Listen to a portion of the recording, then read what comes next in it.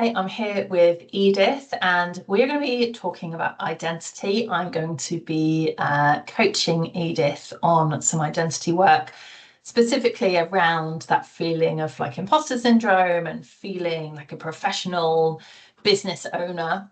And I'm really looking forward to this conversation because in everything that I do, it almost always comes back to identity and the way that we see ourselves, the way that we think others see us, the way that we want others to see us is such a core part of what we do.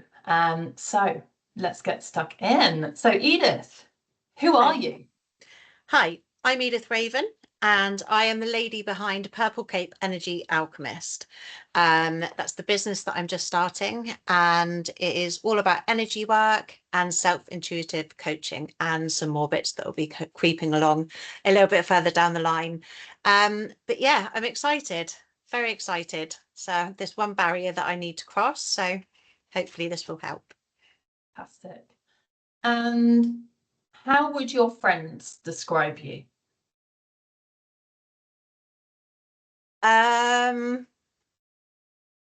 Weird, wonderful, sensitive, empathic, bit woo-woo, kind. Yeah, that's all I can think of, really. And how would you, yes, quite a big, heavy question, but how would you like to be remembered at your funeral? What legacy do you want to leave? I would like to be remembered as kind. Kind to me is a very important one. I'd like to be remembered as like inspirational, calming, healing, gentle. Yeah, just feel that I'd made a difference in kind of allowing people to become themselves and think outside of the box a little bit. And just, yeah, kind of letting people take that mask off and be authentically them, but happy, authentically them. I think that's how I'd like to be remembered. I don't know the right words for that. So kind came up with both of those questions. So I'm curious about the connection for you between kind and professional. Oh, that's a good one, because I think I've just realised that for some reason, I guess maybe from being little, the word professional, because I now know obviously it stands for lots of other things, but I guess when you're a child, the word professional kind of comes to like a doctor and things like that. And maybe I would see that as not very kind and not very caring. Um, and yeah, I don't think I put the two things together at all as a kind professional, even though I logically know that's not correct. I've just realised that is the link from when I was little, I think. And so if you feel that you are a kind person and you want to be seen as a kind person, but for you, kind and professional don't go hand in hand, Yes. what could that mean for you? That would be where it's rubbing up kind of the wrong way. So anytime I kind of start getting close, I kind of shy away again a little bit, because I'm too kind to do that. You know, I still want to be kind and nice and caring. But I guess in the back of my mind somewhere, that word cancels out that. Wow, that's quite insightful. I did not realise that at all. But yes, that is exactly what it is. And what about, and like this is kind of the same question, but slightly different, like about kindness and charging for what you do.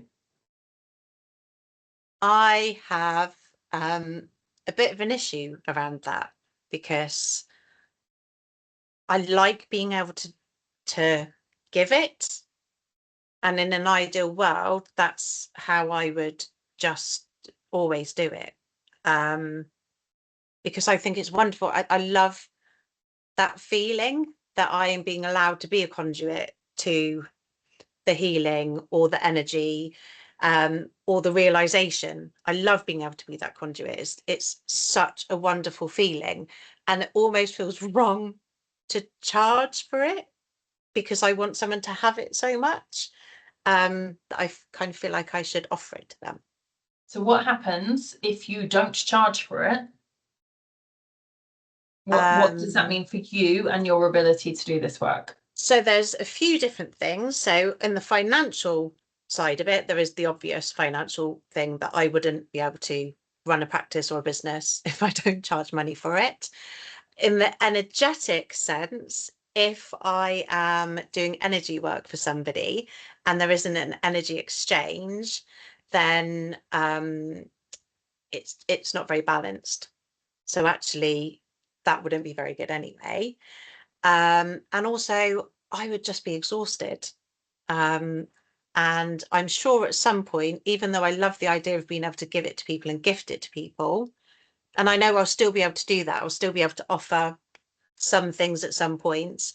But if I was doing it all the time, probably in 5 years, I'd be a bit like, okay, come on, come on. Now, there's got to be a point I would get to it. So yeah, it would leave me depleted of energy and unbalanced because the energy balance wouldn't be correct. So, and also, you know, if you just have to get a job, you might just physically not have the time to I do it. wouldn't know if I have to get a job as well as trying to do that.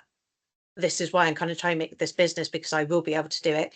If I had to work extra as well, I wouldn't have the energy to do it at all, because I would be trying to take all of the excess energy left and, you know, tidy my house and give it to my children and stuff like that. So yes, I need to get over the worry of charging. Can you be kind and still take someone's money? Absolutely. I absolutely can, because I'm offering something that is magical and wonderful. And once I've spoken to the client beforehand, we will have kind of agreed that it is something that's going to work for them. I'm always going to do it authentically. And as you know, as long as I'm going into it authentically and honestly with the services I'm offering, then, you know, a payment is required in some way, shape or form energetically. And even just doing that is being kind, because, you know, the way you talk to someone, the way you look after them, the fact I will genuinely care. And also I do plan on, once it's all up and running and sorted and I've sorted out prices, you know, I'm not going to be charging right up here because I can.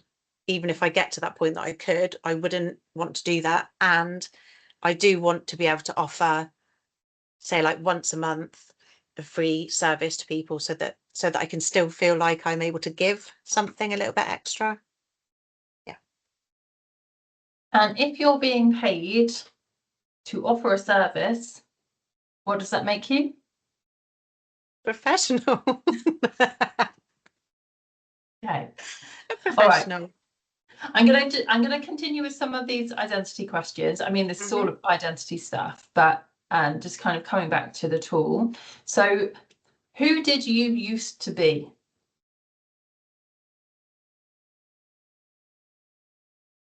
A child. Mhm. A single person. A daughter, a sister.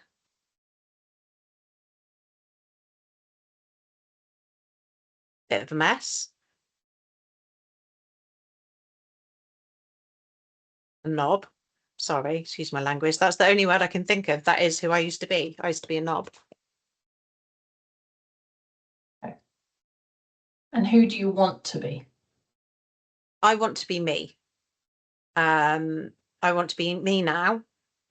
The only difference that I want and will achieve is that I can sit as comfortably in the seat of I'm a professional as sitting in the seat of I'm an energy worker. yeah, that's who I want to become. What's important to you? My children, my friends, my community, nature, authenticity, honesty, respect. What else? Safety, connection, fun, passion, love, creating. What else? Spirituality, dance, music, the sea, air, breathing. I know that sounds really, we all need to breathe, but do you know what I mean? Like when you sit outside and you breathe in that fresh air, freedom, freedom, freedom, freedom for me, but for everyone else. Animals, sleep.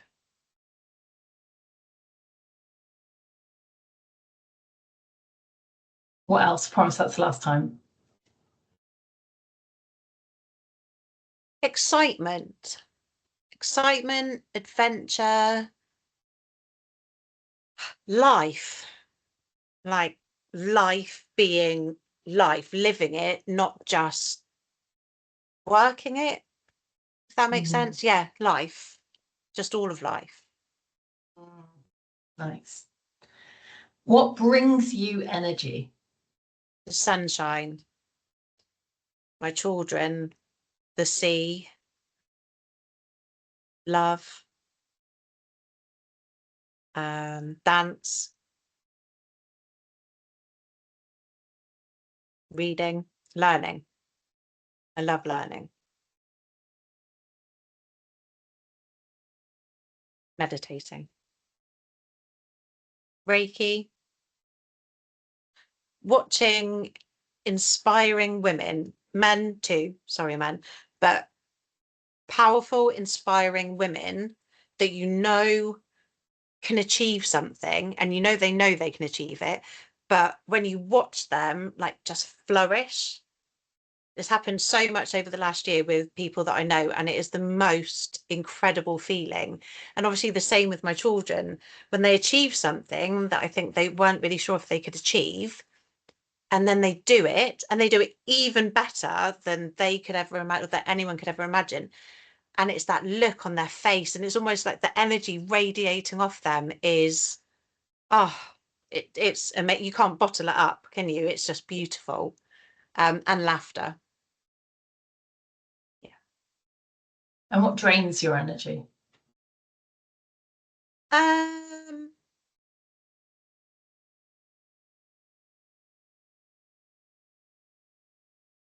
Negativity.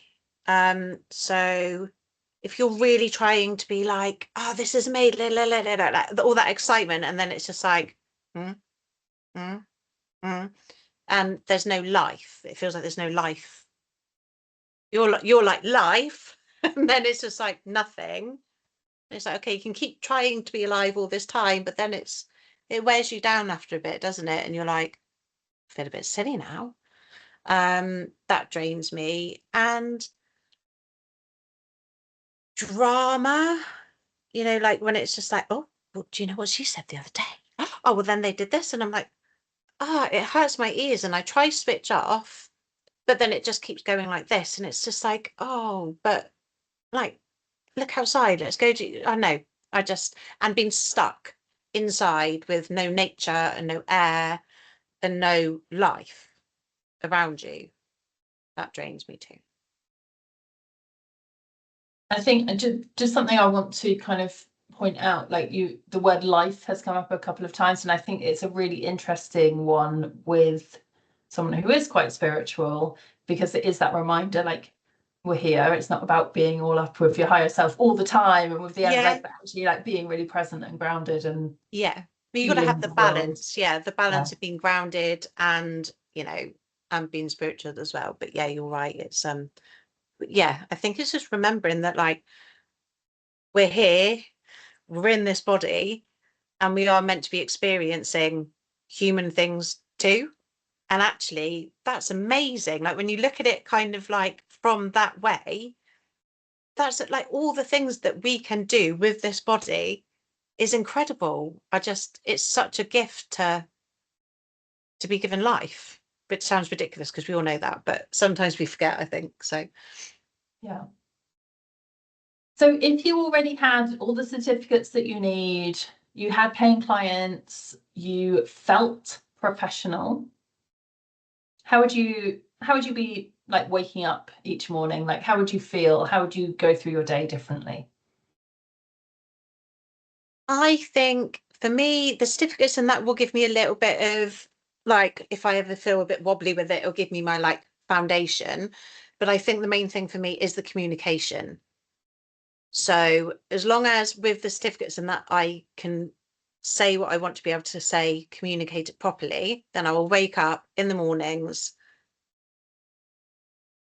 I guess the only difference that I would feel is that I would feel totally, I don't know how to explain it because I already feel like I'm totally aligned. I know this is exactly what I'm meant to be doing. And I wake up and I'm excited. And I wake up and I'm known supposed to be doing it. So I guess I would just wake up a little bit more calm, maybe. No, self-assured. I'd wake up a little bit more self-assured that I would walk into the room and I know that I'm going to verbally explain in the best way what we're going to be doing so that the What client impact would would be. that have if I you could just do that? I just feel it would make me feel more confident in being able to go in and do it because I feel like at the minute when I'm talking, people might sort of be sat there thinking, "Oh, have I chosen the right person?" Da, da, da. And then when all the magic starts to happen, I believe that they will. Yes, that I absolutely was. But it's when I'm first doing the initial talking that I'm thinking I'm going to be turning people away because they're going to think, oh, she doesn't really know what she's talking about. So if that was all in place and that was all sorted, I would just feel glorious. It's just that one thing that needs removing to make this all just perfect because I already feel so grateful and happy about it all. So just take that horrible little niggle and flick it away and it'd be like, oh, this is perfect. And can you see this as a bit of a chicken and egg thing, right? So you need that to disappear so that you can speak more confidently, but it's only going to disappear by you speaking more confidently. Yes. Yeah. I need to allow myself to have some bumbly, fumbly times, as many times as I need to while I'm discussing it. And then over time, it will just become ingrained as the most normal thing to roll off my tongue. And it's best to do that now before the business is established. So by the time it's established, I can sit here and do it all really confidently. Yeah. And what would it mean if you could do that now, if you could take on that professional identity right now? It would mean everything. It would just change everything to the point that it would be, I would have no doubt in my mind that this business is going to be incredible and people are going to get so much from it and it's going to work. It would just take that tiny bit of doubt away. Which yeah, it would change everything. So what's coming up for me here is that, like, so obviously you talk about the purple cape, so almost like your alter ego like puts the purple cape on and gets into professional mode. Like, Yeah, how does that land with you? that is kind of how when I very first came up with the idea, because I came up with purple cape was when I was meditating, it just kept plonking in my head. And it showed me the cape first and me in the cape. And then I was still ignoring it. So it just kind of went purple cape. And I was like, okay, I'm listening. But it was right at the beginning of it, but there was so much going on and written down that actually that was part of the process, was the cape, was the magic, and it kind of brought you to life. But I had actually forgotten about that. So thank you for reminding me that that's how I was stepping into it in the first place, and then got so kind of caught up in all the other stuff that I kind of forgot to use it on myself. What I'm going to use on others.